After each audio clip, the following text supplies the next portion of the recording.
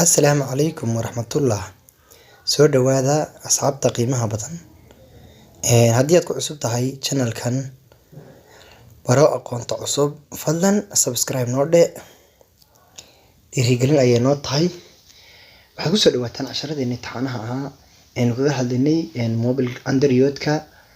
Maanta waxaanu eegaynaa isbarbardhig ku sameynaynaa labada program ee WhatsApp labadaba ah WhatsApp GB iyo WhatsApp-ka aynu hore u naqaanay ee WhatsApp old ama midabka cagaarka rasiinka ah iyo midabka cagaarka boor xiga ah.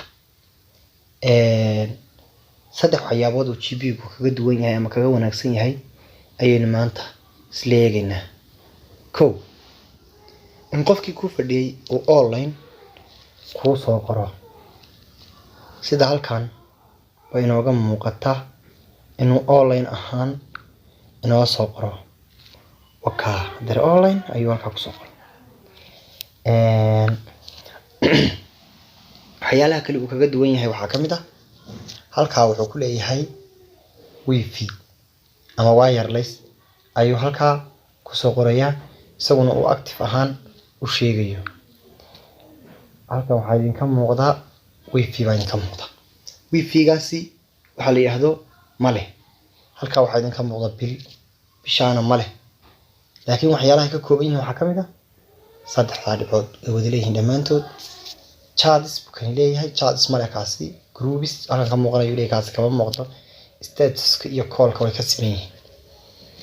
Haddaba haddaynu waxyaalaha isla eegano oo dhan tusaale waxaad soo furataa saddexdii xabso sidan ayuu ku soo qabanayaa.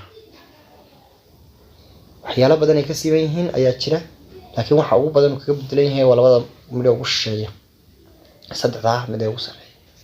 lambarka message ku soo raadi restart GB WhatsApp in dib loo soo restart gareeyo alas model kaas waa ka ugu fara badan ee alaabta ay ku jirto. halkan program aad u fara badan ayay ku jiraan. haddaba maanta ujeedkeenu maaha inaynu waxyaalaha ku jira isu wada tirino, laakiin waxyaalaha kaga faa'iido badan yahay saddexda ugu muhiimsan baynu soo qaadanaynaa.